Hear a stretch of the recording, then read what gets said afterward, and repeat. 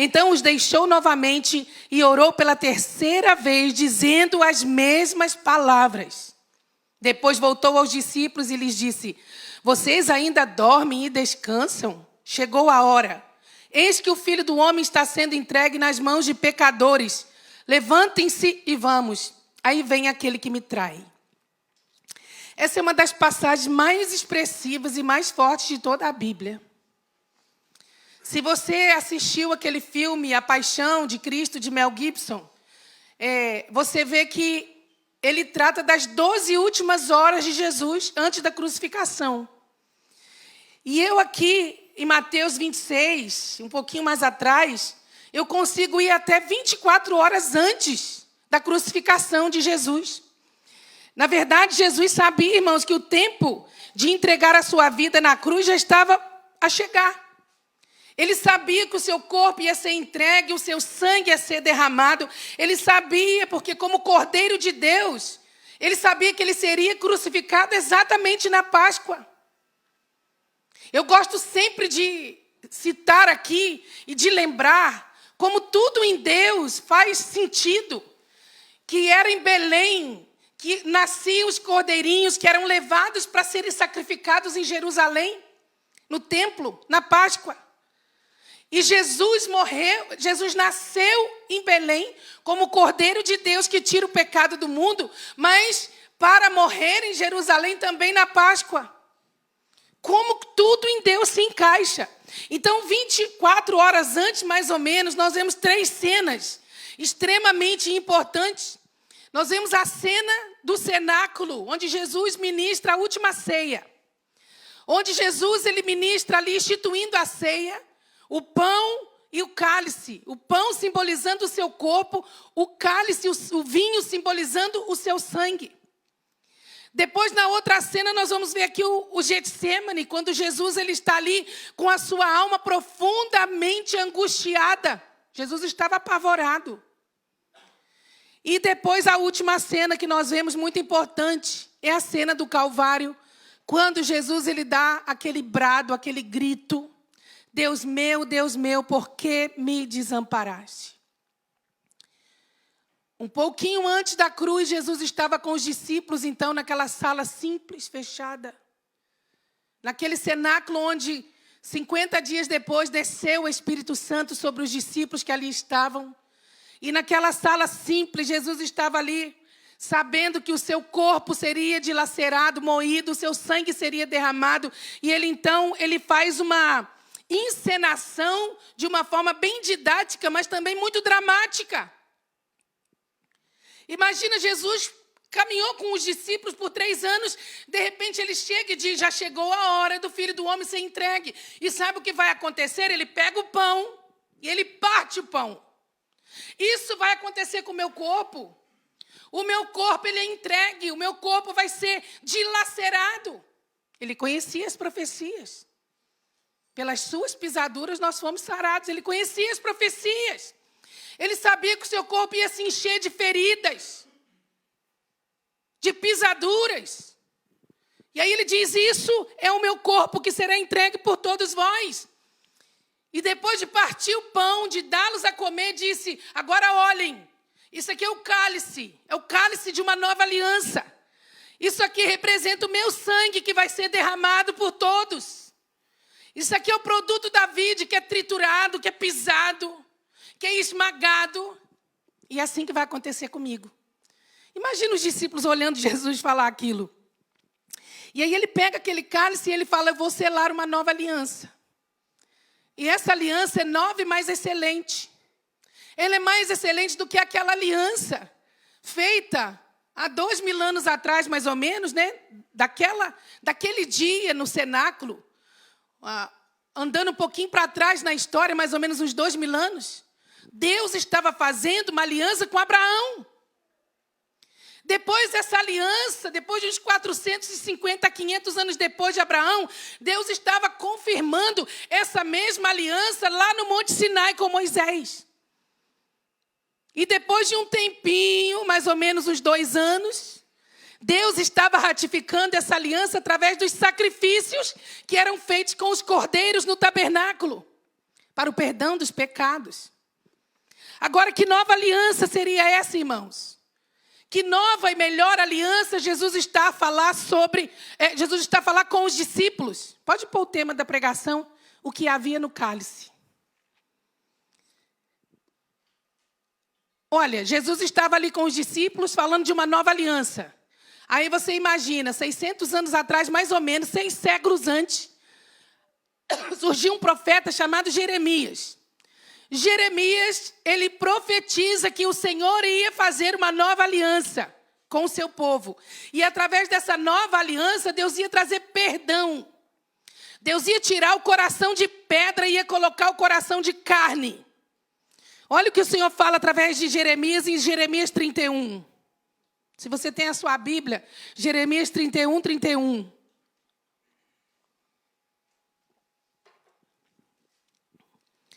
Estão chegando os dias, declara o Senhor, quando farei uma nova aliança com a comunidade de Israel e com a comunidade de Judá. Não será como a aliança que fiz com os seus antepassados, quando os tomei pela mão para tirá-los do Egito. Esta é a aliança que farei com a comunidade de Israel depois daqueles dias, declara o Senhor. Porei a minha lei no íntimo deles e a escreverei nos seus corações. Serei o Deus deles e eles serão o meu povo, porque eu lhes perdoarei a maldade e não me lembrarei mais dos seus pecados. Era dessa aliança que Jesus estava falando agora naquele cenáculo simples, naquela noite fria lá em Jerusalém. Era como se Jesus, não é, estivesse ali dizendo: ouçam-me, ouçam esse simples galileu que aqui está. Essa aliança, essa nova e mais excelente aliança, profetizada há 6 séculos atrás por Jeremias, ela está próxima de ser consumada. O perdão de que Jeremias profetizou está pertinho de ser estabelecido para todos. E o sangue que vai selar essa nova aliança é o meu sangue, que será derramado na morte por todos. Era sobre isso que Jesus estava a falar. Então, irmãos, depois daquela cena dramática que Jesus está ali a quebrar o pão, não é? A partir o pão, a mostrar o vinho e falar dele, o que eles fazem? Jesus está sabendo que daqui a poucas horas ele vai ser crucificado. Ele vai ser envergonhado. Ele vai ser totalmente despido. Mas sabe o que é interessante? Antes de seguir para a próxima cena, para o Getsêmani, saindo do cenáculo, o texto diz aqui, no versículo 30 de Mateus 26, e tendo cantado um hino, saíram para o Monte das Oliveiras. Tendo cantado um hino, saíram para o Monte das Oliveiras ou para o Getsêmani. Isso aqui é extremamente incrível, porque Jesus, sabendo tudo que ele ia sofrer, pouquinhas horas depois, ele ainda encontra forças para cantar um hino. Será qual foi o hino que Jesus cantou? Qual salmo Jesus cantou? Será que foi um salmo de louvor? Será que foi um salmo de adoração? Será que foi um salmo de imprecação, ou seja, clamando pela justiça contra os inimigos? Será que foi sobre a bondade de Deus?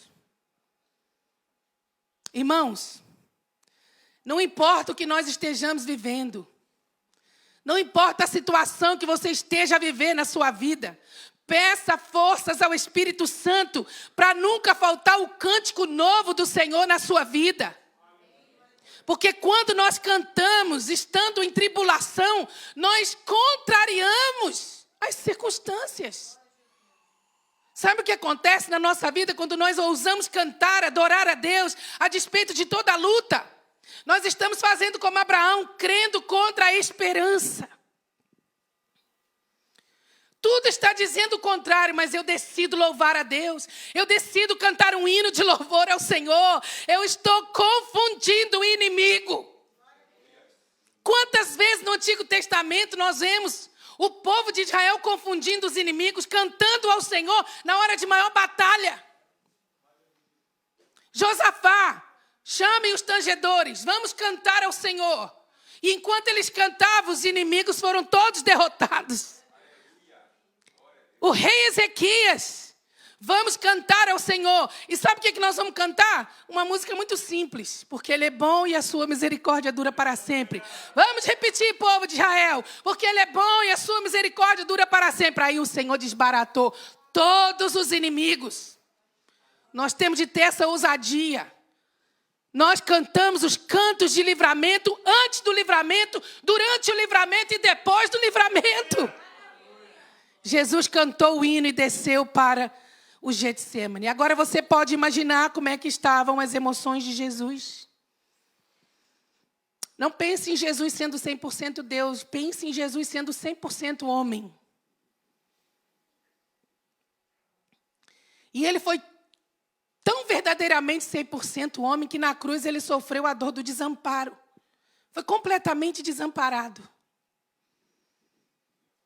As emoções de Jesus, Marcos e Lucas, os evangelistas, eles relatam que Jesus estava com uma tristeza mortal. Ele estava apavorado. João diz que ele estava com a alma perturbada. Irmãos, a palavra perturbada é muito forte. Perturbação é uma coisa muito forte, uma coisa muito séria. Quem perturba? Quem é o perturbador? O diabo. A alma de Jesus estava cercada de trevas. João 12, 27, Jesus está falando sobre esse momento. E ele diz assim, agora meu coração está perturbado. O próprio Jesus usou essa palavra. Agora o meu coração está perturbado. E o que direi? Pai, salva-me desta hora. Não! Eu vim exatamente para isto, para esta hora. Jesus sabia que ele tinha vindo para aquele momento. Jesus sabia que ele tinha vindo para ser o Cordeiro de Deus, que ia ser sacrificado sem pecado, para que todos nós pudéssemos voltar para o Pai. Mas a sua alma estava profundamente angustiada. E Mateus relata aqui no texto base que eu li, que a sua alma estava profundamente triste até a morte. E imagina que ele ainda encontra forças para trazer aquele ensinamento didático e dramático para os discípulos, pegando o pão, partindo o pão. Isso vai acontecer comigo. Pega o cálice, produto da uva triturada, amassada, pisoteada. Isso vai acontecer comigo, porque ele sabia. Jesus conhecia todas as profecias, Jesus seguiu tudinho, irmão. Tudo acontece. Jesus seguiu um caminho profético do início ao fim. Tudo o que aconteceu na vida de Jesus, você olha lá, para que se cumprisse o que fora dito pelo profeta tal. Jesus conhecia o Salmo 22. Sabe como começa o Salmo 22? É o Salmo de Davi, que lá no Novo Testamento fala que Davi foi um profeta. Ele profetizou sobre o servo sofredor no Salmo 22 e começa assim, Deus meu, por que me desamparaste? Jesus sabia que ele ia falar essas palavras na cruz, que ele seria desamparado. Que ele seria abandonado completamente. Ele conhecia a profecia de Zacarias, ferirão o pastor e as ovelhas se afastarão do rebanho. Ele sabia o que profetizou Davi, ele terá suas mãos e os seus pés traspassados. Será zombado, escarnecido. Eles vão fazer dele um motivo de escárnio. Irmãos, o que fizeram com Jesus foi terrível. Escarneceram de Jesus de tal forma que diziam assim, tu não és o rei? Se tu és o rei, salva-te a ti mesmo. Ah, mas ele é o rei. E sabe, Jesus foi completamente despido. A vergonha da cruz era Jesus estar completamente nu. Hoje colocam Jesus, não é como se fosse uma coisa tapando só aqui, uma fraldona. Aquelas coisas antigas. Mas Jesus não estava usando nem aquilo. Jesus foi completamente despido para a cruz. Ah, tu és o rei? Ei, vem cá, gente. Vamos jogar sobre ele uma capa de escarlata. Uma capa vermelha. Porque a capa, não é real, todo rei usa uma capa vermelha e ali estavam zombando dele. Ah, ele não é rei, vamos colocar nele uma coroa, que é a sua autoridade real. Mas vamos colocar uma coroa de espinhos para zombar, para escarnecer. Ah, mas um rei precisa de ter um cetro. Vamos dar para ele uma cana. Porque isso vai simbolizar o poder real. Então desce daí, tu não tens tanto poder. Jesus sabia de tudo isso. Jesus sabia que o seu lado seria perfurado, porque ele conhecia as profecias de Zacarias. Jesus sabia que ao meio-dia viriam trevas sobre toda a terra, porque Amós profetizou que ao meio-dia a terra se encheria de trevas. Irmão, Jesus conhecia tudo. Sabia que seria vendido por 30 moedas de prata. Sabia tudo. E quando nós olhamos para Jesus no Getsêmani, o Getsêmani foi algo tão doloroso para Jesus que ele começou a derramar o seu sangue lá. Você sabia que Jesus não começou a derramar o seu sangue na cruz, quando foi ferido com os cravos? Não, ele começou a derramar o seu sangue na morte lá no Getsêmani, porque tamanha foi a sua agonia que o seu suor se transformou em gotas de sangue. Alguns teólogos, estudiosos, eles até acreditam que a profecia de Gênesis 3,15, da semente da mulher virá um que esmagará a cabeça da serpente, e que o seu calcanhar seria ferido pela serpente. Alguns estudiosos acreditam que foi lá no Getsêmani que o calcanhar de Jesus foi ferido. Porque o veneno tão mortal que tomou conta da sua alma, que ele começou a deitar sangue ali. E aí Jesus, então, ele se afasta um pouquinho e diz assim para os discípulos: fiquem comigo, já está chegando a hora. Eu estou tão angustiado. Jesus abriu a sua vulnerabilidade. Eu estou tão angustiado. Fiquem comigo, orem comigo. Jesus só queria alguém para orar com ele por 1 hora. Diga comigo, 1 hora. Às vezes a gente está orando 5 minutos e você acha que é muito. Você sabia que o mínimo que a gente deve gastar orando é 1 hora? Porque Jesus disse: vocês não puderam orar comigo nem 1 hora. Aí Jesus vai orar, fica um pouquinho longe. Fiquem aqui, Pedro, Tiago e João, vocês orem comigo. E Jesus vai lá e ele ora. Quando ele volta, as 3 vezes que Jesus vai, ora e volta, ele encontra os discípulos dormindo profundamente. Eles estavam como que paralisados no sono. Eu não sei se você já vivenciou isso. É como se fosse uma fuga da realidade. É um sono profundo que você não consegue controlar. Quando você está numa situação em que você acha que está sob um perigo, sabe, que você não pode controlar, o seu organismo pode responder assim. Por exemplo, por muitos anos eu tenho lutado, graças ao Senhor, tenho vencido a síndrome do pânico. E todas as vezes que eu estava porque já há uns 2, 3 anos já não tenho mais isso, graças a Deus. E quando eu achava que estava numa situação que eu não conseguia controlar, como estou num avião, não posso descer a hora que eu quero. Estou num elevador, está fechado. E às vezes a gente fica preso dentro do elevador, é uma sensação horrível. Ou está passando num túnel, por exemplo, tem um túnel lá no norte, eu acho que é um túnel perto de Braga. Chaves, lá em Chaves. Lá em Vila Real tem um túnel que são quase 5 minutos dentro da montanha. Túnel do Marão, é esse mesmo. Toda vez que tinha de passar lá, eu falava para o Eduardo: vamos cortar caminho para outro lugar. E ele: mas são 2 horas a mais que eu vou gastar, 1h30. Não, vai gastar, porque eu não vou passar naquele túnel. Agora, irmãos, eu passo à vontade. Ainda passo filmando. Hoje quando ficava em hotel alto, eu dizia: não vou subir. Mas não temos um quarto mais baixo, então eu vou dormir no lobby. Não vou subir. Agora eu pego minha malinha, eu mesmo chamo o elevador, e eu mesmo subo, já vou lá. Depois você vai, vou na frente e tal. Melhor coisa é ser liberta, irmãos. Não tem nada como liberdade. Mas eu me lembro que o sono vinha. Toda vez que achava que estava numa situação assim é como se a gente congelasse. Por exemplo, os irmãos sabem que agora eu tenho um membro em casa, né? Que é o Azaf, que é um coelhinho. O Azaf, eu tenho aprendido bastante coisa com o Azaf. Alguém está morrendo de ciúme do Azaf, irmãos. Diz que eu ando beijando, carinhando mais o Azaf do que ele, ó.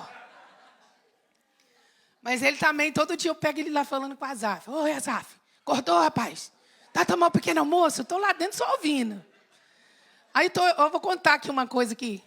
Posso contar, Du? Vou contar, Du. Não me desminta. Irmãos, o Azaf, quando ele vê pastor Eduardo, ele quer sair da gaiola. Aí ele fica batendo o narizinho naquela portinha da gaiola para sair e tal. E ele fica com muita força. E olha que ele é um coelho anão. Não cresce muito, mas ele tem uma força. E aí estou eu lá dentro preparando a pregação de hoje. No espírito, irmãos. Ali eu estava chorando, preparando essa pregação. Eduardo foi lá ver o Asaf estava batendo na portinha. O Eduardo fez assim, vai para lá, rapaz.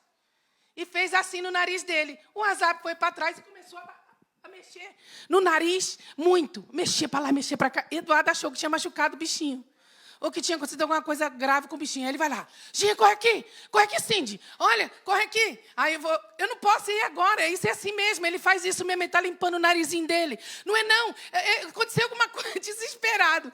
Aí eu levanto da pregação, vou lá. Ele está com os olhos cheios de lágrimas. Eu não queria machucar o bichinho. Tu tá chorando, Eduardo? Não, meu olho sai água mesmo. De vez em quando é igual o Carlos. Ainda falou isso, igual o Carlos. Mas não é não, irmãos. O que eu quero falar do Asaf? O Asaf, ele é todo coelhinho, ele é uma presa, não é um predador. Então, todas as vezes que ele está numa situação que ele acha que ele não está assim, sem controlar, não consegue fugir, ele congela.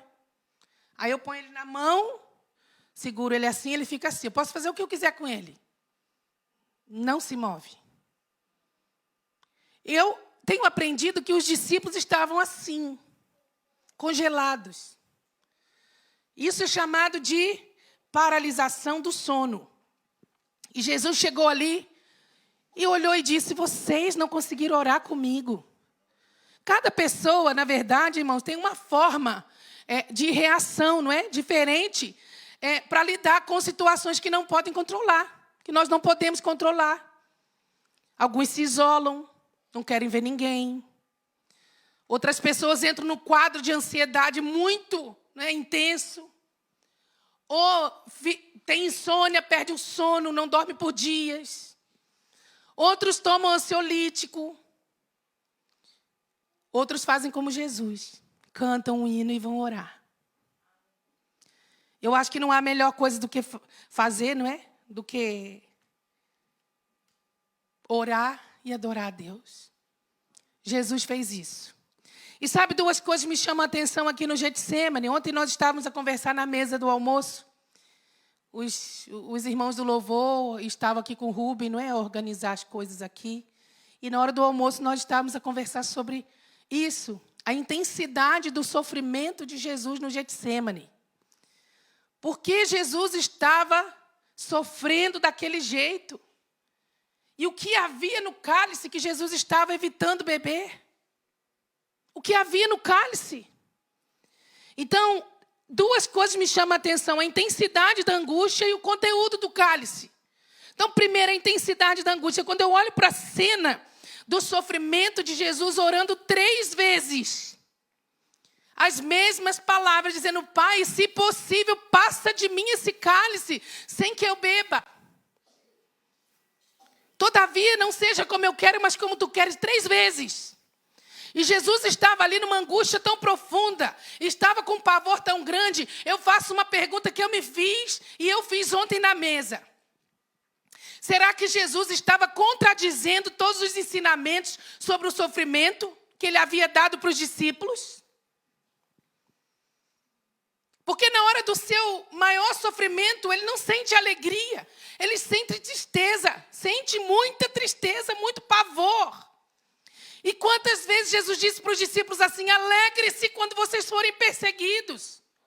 Alegre-se quando vocês forem levados às sinagogas. Quando vocês forem levados nos sinédrios. Alegre-se quando vocês forem colocados diante de autoridades.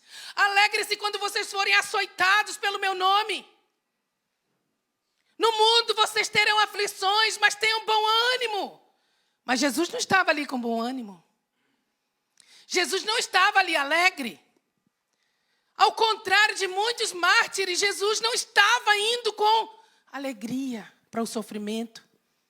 Por quê? Por que tanta angústia?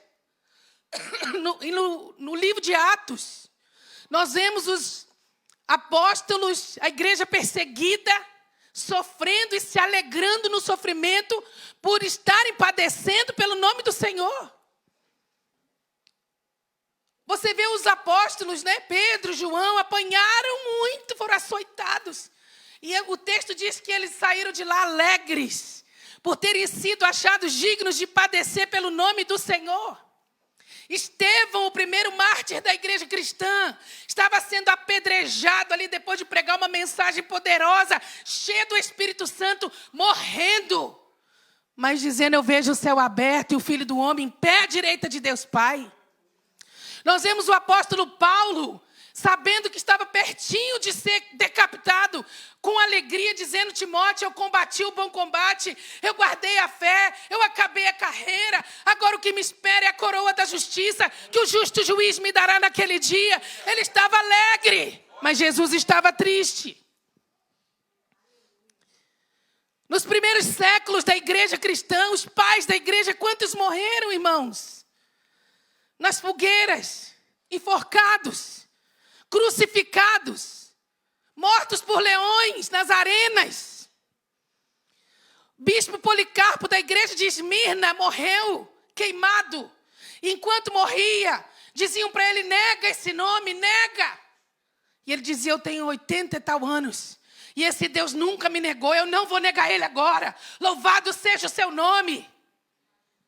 Morreram com alegria, mas Jesus estava ali solitário, em trevas, a suar gotas de sangue, de tamanho sofrimento.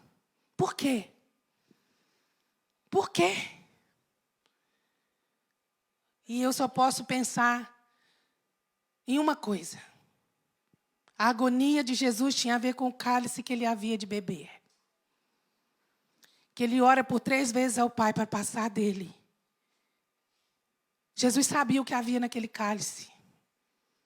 O que você acha que havia naquele cálice? E Jesus orou 3 vezes. Ele sabia que se ele não bebesse aquele cálice amargo, a nossa salvação não seria consumada. Se ele não bebesse aquele cálice, o perdão não seria estabelecido. Se ele não bebesse aquele cálice amargo, a nova aliança não seria confirmada. Ele sabia que ele tinha de beber. Porque poucas horas atrás chegou uma mãe. Mãe de 2 discípulos de Jesus, mãe de Tiago, mãe de João, não é? A mulher de Zebedeu. E disse assim, Jesus, tu estás a falar sobre a tua glorificação? Já está chegando a hora do Filho do Homem ser glorificado? Eles estavam entendendo tudo errado. Eles achavam que o ser glorificado agora era vir com cetro de autoridade, estabelecer o reino de Deus na terra. Mas Jesus estava falando da sua morte. Porque ele está falando do grão de trigo que tem de cair na terra para morrer, para dar muito fruto. Ele estava a falar da sua própria morte. E aquela mulher entendeu tudo errado e disse, Senhor, já que tu vais ser glorificado, quando chegar essa hora, pode colocar 2 dos meus filhos, um à direita, um à esquerda, o João à direita e o Tiago à esquerda. O que Jesus fala para ela? Olha, será que vocês, Tiago e João, podem beber o cálice que eu vou beber? Será que vocês conseguem beber o cálice que eu vou beber? Então Jesus sabia o que significava beber aquele cálice amargo. E por isso ele orou 3 vezes, submetendo a sua vontade à vontade de Deus. E quando ele termina de orar, irmãos, ele disse para o discípulo assim, acabou, já não tem tempo mais, já vem o que me trai e eu já vou ser preso. Na mesma hora chegam lá os soldados romanos, vêm prender Jesus. Pedro se levanta, pega a espada, corta a orelha do soldado Malco. E Jesus repreende Pedro dizendo que é João 18:11. Mas Jesus disse a Pedro, põe a tua espada na bainha. Não beberei eu o cálice que o Pai me deu? Olha como Jesus falou de um cálice amargo que ele ia beber. E quem tinha dado esse cálice para ele não foram os romanos, não foram os gregos, não fomos nós, foi o próprio Deus. Esse cálice era o cálice de Deus. Agora, o que havia dentro? Jesus orou 3 vezes repetindo essas mesmas palavras. No versículo 39 de Mateus 26. Meu Pai, se for possível, afasta de mim este cálice. Contudo, não seja como eu quero, mas sim como tu queres. Versículo 42, meu Pai, se não for possível afastar de mim este cálice sem que eu o beba, faça-se a tua vontade. Versículo 44, e orou pela terceira vez, dizendo as mesmas palavras. 4 vezes, só nessa cena, Jesus usa a palavra cálice. Será que havia naquele cálice algo venenoso? Jesus tinha acabado de falar sobre o cálice da nova aliança, bebeu com os discípulos, e agora ele não está querendo beber o próximo cálice. Quando nós lemos o Antigo Testamento, muitas vezes, o Antigo Testamento fala de cálice como contendo o furor da ira de Deus. O que havia no cálice que Jesus ia beber, irmãos, não era nada mais nem nada menos do que a ira de Deus. Jesus não estava com medo aqui, sofrendo, porque ele seria zombado, açoitado, despido. Não! Jesus não estava aqui apavorado porque ele ia ser crucificado, não! Jesus estava assim, irmãos, por 2 razões simples. Primeiro, ele seria abandonado. Ele seria abandonado, mas ele não seria só abandonado pelos seus discípulos. Quando ele, o pastor, fosse ferido, ele seria abandonado pelo próprio Deus, porque lá no Salmo 22, as palavras que Jesus orou lá. Eli, Eli, lema sabachthani, Deus meu, por que me desamparaste? Foi o grito de desamparo. E Jesus tinha confiança durante toda a sua vida de que o Pai estava com ele. Em João 16, ele fala com os discípulos, quando está dando as últimas instruções. Contudo, eu não estou sozinho, porque o Pai está comigo. Mas agora na cruz, ele sabia que ele ficaria sozinho.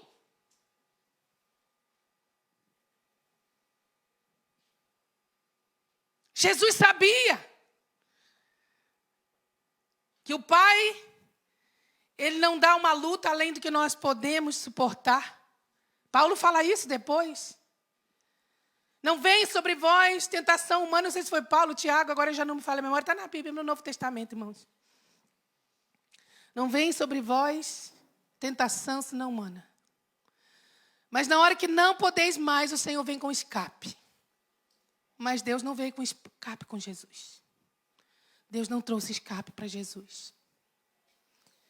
Jesus, como simbolizado por Isaac, lá no Monte Moriá, 2000 anos atrás. Quando Abraão disse, meu filho, Deus provirá para si mesmo. Ele proverá o cordeiro. E Isaac recebeu o escape.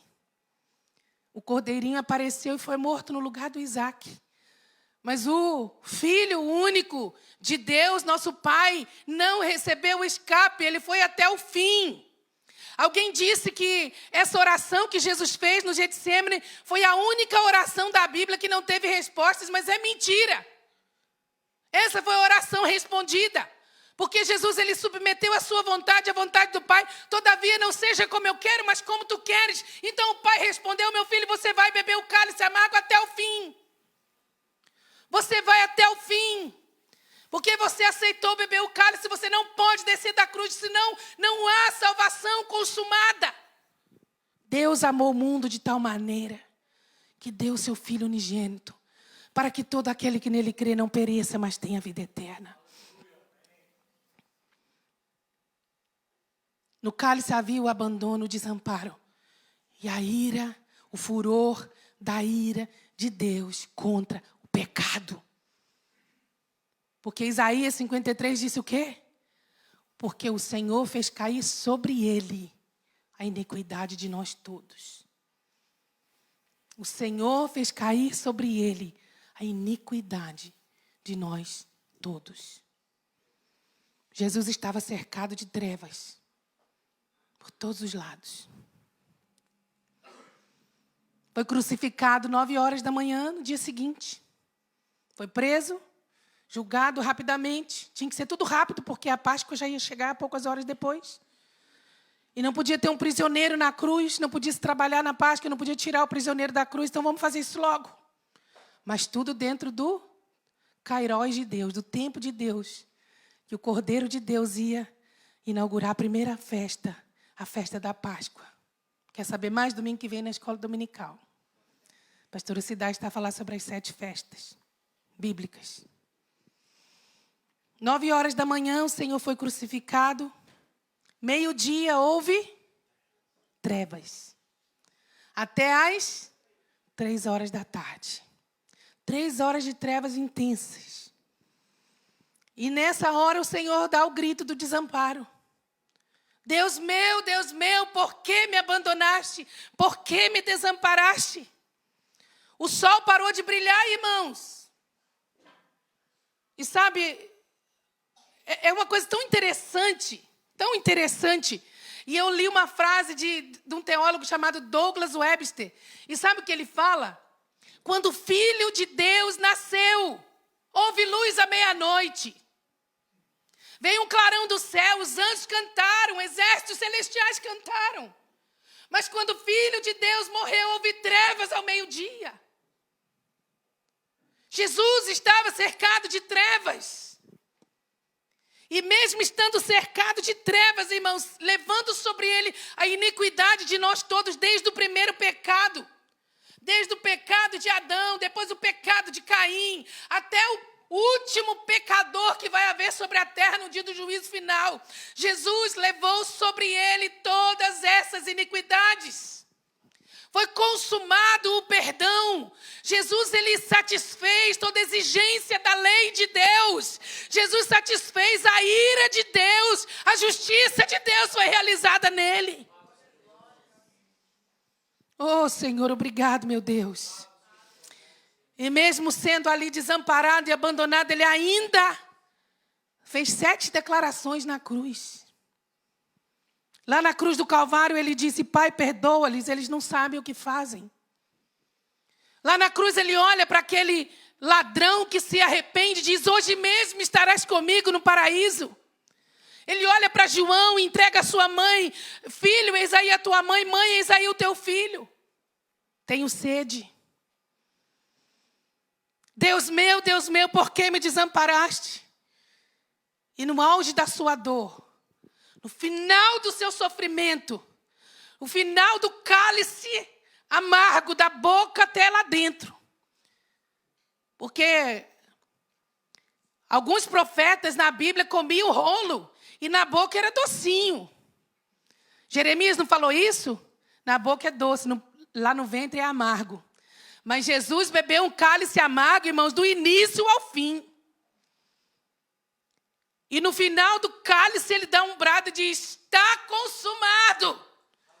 A obra está realizada. A dívida foi totalmente paga. O Cordeiro de Deus que tira o pecado do mundo morreu sem pecado. E ele dá o último brado e diz: Pai, nas tuas mãos eu entrego o meu espírito. E morre. E morre por nossa causa, vai ao inferno. Irmãos, o que Jesus fez por nós é algo que nós temos de valorizar. Nós temos de nos apaixonar ainda mais por esse Jesus.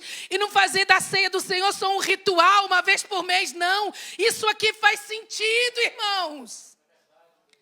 Isso aqui é real, irmãos. Por isso que Deus tem o direito legal de punir todo aquele que prega o falso evangelho. Porque o evangelho verdadeiro custou a vida do Filho de Deus.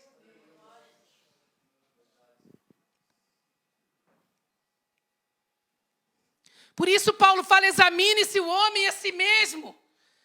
E assim coma desse pão e beba desse cálice. O que Jesus fez por nós, irmãos, não nos custou nada, mas a Ele custou tudo, tudo. O cálice da ira de Deus que Ele teve de beber, Deus estava irado. E se Deus não punisse o pecado, Deus estaria sendo injusto consigo mesmo, porque Ele é santo. Santo. E Ele estaria sendo injusto com o pecador, porque o pecador merece o castigo, merece a punição. E ele sabia que ninguém poderia se tornar um cordeiro perfeito. Então entregou a vida do seu único filho. Aí você pergunta: mas Deus não foi tão bom? Poxa, Deus abandonou o filho, abandonou Jesus. Deus virou. Algumas pessoas até falam que Deus virou, não é? As costas para Jesus. Sabe, irmãos, eu nem vejo Deus fazendo isso, não. Agora você imagina Deus de duas formas nesse sentido da cruz. Deus como santo, 100% santo, 100% santo, santo, santo. Olha para Jesus, o Senhor fez cair sobre ele a iniquidade de nós todos.